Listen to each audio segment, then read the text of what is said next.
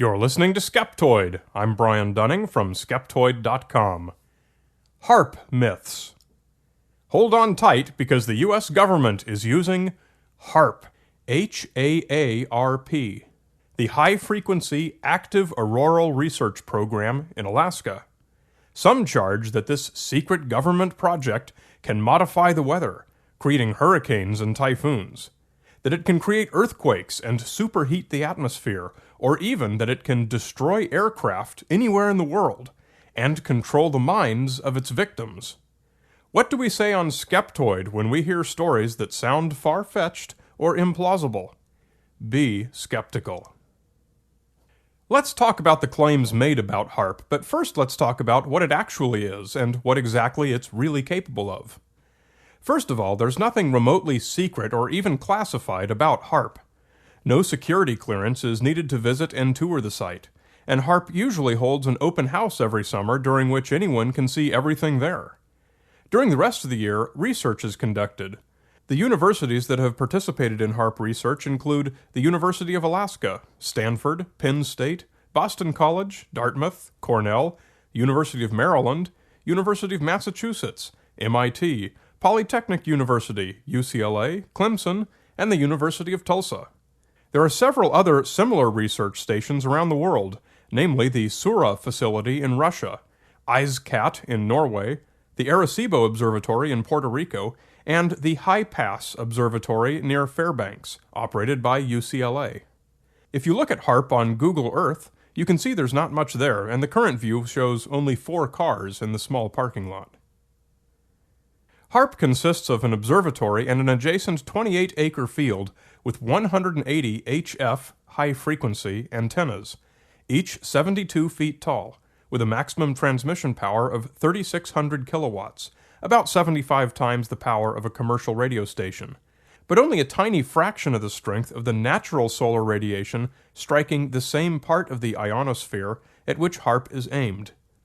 Although the observatory operates continuously, the HF antenna array is activated only rarely for specific experiments, which average about once a month. Sadly for the conspiracy theorists, HAARP has no potential to affect weather. The frequency of energy that HAARP transmits cannot be absorbed by the troposphere or the stratosphere, only by the ionosphere, many kilometers higher than the highest atmospheric weather systems. The ionosphere is created and replenished daily by solar radiation. At night, the level of ionization drops quickly to very low levels at lower altitudes of 50 to 100 miles, but at higher altitudes, over 200 miles, it takes most of the night for the ionization to disperse. During the night, when the natural ionosphere is minimal, HAARP is capable of creating a weak artificial aurora that can actually be observed by sensitive cameras at the observatory, though they are far too faint for the naked eye. During the daytime, solar radiation ionizes the ionosphere so powerfully that HAARP's weak artificial effects are the proverbial drop in the bucket and are erased almost immediately when the transmitter is turned off. You might ask, what's the point of HAARP? If it's not to wreak global destruction, what good is it? Communication and navigation signals are sent through the atmosphere for a broad range of civilian and military purposes. Guided missiles rely on digital transmissions, which can be affected or jammed by a whole variety of natural and artificial causes. Global positioning system and encrypted communications all need to be able to make it to their recipients in wartime, regardless of the atmospheric and electromagnetic conditions. The study of these effects is the primary reason that DARPA, the U.S. Air Force, and the U.S. Navy contribute to HAARP's funding. In addition, by bouncing signals off the ionosphere at an altitude of 100 kilometers, HAARP has been able to create extremely low frequency, or ELF, waves, as low as 1 Hz, which can potentially be used for worldwide communication, including reaching submarines, though at an almost uselessly slow data rate. But before you conclude that these ELF waves might be used for creating earthquakes, note that the maximum ELF signal amplitude produced by HAARP has been measured at less than 1/10 millionth of the Earth's natural background field. So if HAARP is so anticlimactically mundane, why all the conspiracy theories? HAARP is operated by Marsh Creek LLC, an Alaska Native corporation under contract to the Office of Naval Research. Anytime the ONR or DARPA or the military have their hand in something, paranoid types tend to come out of the woodwork and blame anything they can imagine on it. So regardless of whether HAARP is in the atmospheric research business or the rubber ducky business, they were pretty much doomed to conspiracy charges from the beginning. But there's also a secondary reason that HAARP has been suspected of deeper, darker purposes, and it goes back to its early construction. The winning contractor to build HAARP was ARCO Power Technologies, or APTI. ARCO has historically been one of Alaska's largest employers, and they initially set up APTI as a subsidiary to construct power plants using Alaska's vast natural gas reserves. One scientist employed at APTI was Dr. Bernard Eastland, a physicist of some note. Among Dr. Eastland's accomplishments was the co-invention of the fusion torch, and the original owner of a 1985 U.S. patent on a method and apparatus for altering a region in the Earth's atmosphere, ionosphere, and/or magnetosphere. Dr. Eastland's method required a location near the poles, where the lines of the Earth's magnetic fields are more or less perpendicular to the surface, like Alaska, and presumed a natural gas power source. A few years later, the HAARP program began. A coincidence? No way, say the conspiracy theorists. It seems logical to me that if I were ARCO and wanted to get in on a lucrative government construction contract and sell them my Alaskan natural gas, I might well set up a subsidiary with one of the world's leading experts in the field. To me, this looks like a smart business move by ARCO, and by the government. How it would suggest an evil conspiracy to destroy the world, I'm just not seeing that. Dr. Eastland's patent, which has since become popularly known, though inaccurately, as the HAARP Patent, is widely reproduced online, often with much commentary from authors making their own interpretations of how it might be used. Specifically, the patent involves using natural gas to generate electricity, to create electromagnetic radiation to excite a tiny section of the ionosphere to about 2 electron volts, thus moving it upward along the lines of the magnetic field. The conspiracy theorists, once again, completely ignore the fact that this can only happen in the ionosphere, and they interpret it as a weather control system, or earthquake-generating system.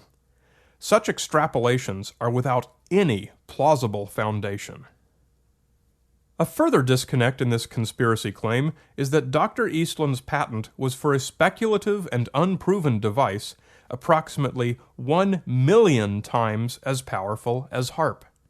The patent does not mention HAARP, and none of its drawings remotely resemble anything built at HAARP. For perspective, HAARP's antenna array measures about 1,000 feet on a side. A device such as that imagined by Dr. Eastland would have been 14 miles on a side, with 1 million antenna elements, compared to HAARP's 180. Furthermore, Dr. Eastland left APTI to found his own company before the HAARP program began, and was never associated with the program. One of the most vocal critics of HAARP is Nick Begich, son of the late Alaskan congressman of the same name. He writes as Dr. Nick Begich, but his PhD is in traditional medicine and was purchased via mail from the unaccredited Open International University in India, and included no coursework or curriculum. Begich is a proponent of a number of New Age energy healing techniques of his own invention. In 1995, he self-published Angels Don't Play This HAARP. This book kick-started many of the popular rumors about HAARP, including that mass mind control is one of its goals. A conspiracy theorist named Benjamin Fulford has made some YouTube videos charging that HAARP is responsible for most of the severe earthquakes around the world, and that the United States threatens nations like Japan with earthquakes if they don't, quote, do what we want. He believes that HAARP accomplishes this by heating up water in the atmosphere the same way that a microwave oven does, though he is not clear on how warming a tiny patch of upper atmosphere in Alaska would cause an earthquake in Asia with pinpoint precision. There is no known correlation between temperature and earthquakes. Fulford's microwave theory is also wide of the mark. HAARP's maximum frequency is 10 megahertz, and the dielectric heating effect of a microwave oven requires 2.5 gigahertz, or 250 times higher than HAARP. Dielectric heating also requires reversing the polarity of the field more than 1,000,000 times a second, 1,000 times HAARP's fastest frequency.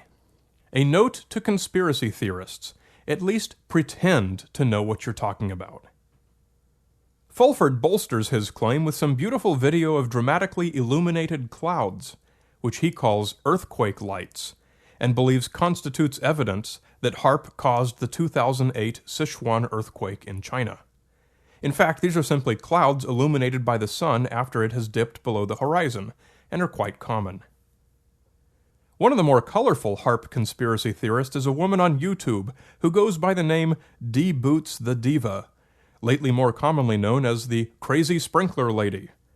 Her YouTube page contains about 50 videos she has made of her house and yard, with her making commentary about how HAARP is responsible for virtually every little thing she sees, everything from a rainbow in her sprinklers, to a moire pattern on the clapboard siding of her house, to moving the ground under her feet and causing the picture to shake.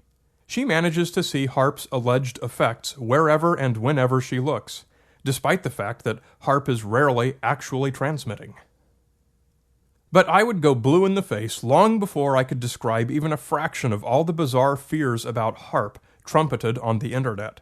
By now I've learned that there's no hope of changing the minds of some people who've latched onto the idea that global domination is as easy as the erection of what amounts to little more than 180 cell phone towers. If destroying another country was this trivial to do, you'd think America's enemies would have done it to us long ago. DARPA has its hand in many research projects, like robotics and the Grand Challenge autonomous vehicle races, all of which have civilian as well as military applications, and all of which represent good science. When you hear the assumption that just because DARPA funds something, it must automatically be an evil superweapon, you have good reason to be skeptical. Thanks to the good people at the Office of Public Affairs, 377th Air Base Wing, Kirtland Air Force Base, New Mexico, for fact-checking the details of the HAARP program in this episode. You're listening to Skeptoid. I'm Brian Dunning from Skeptoid.com.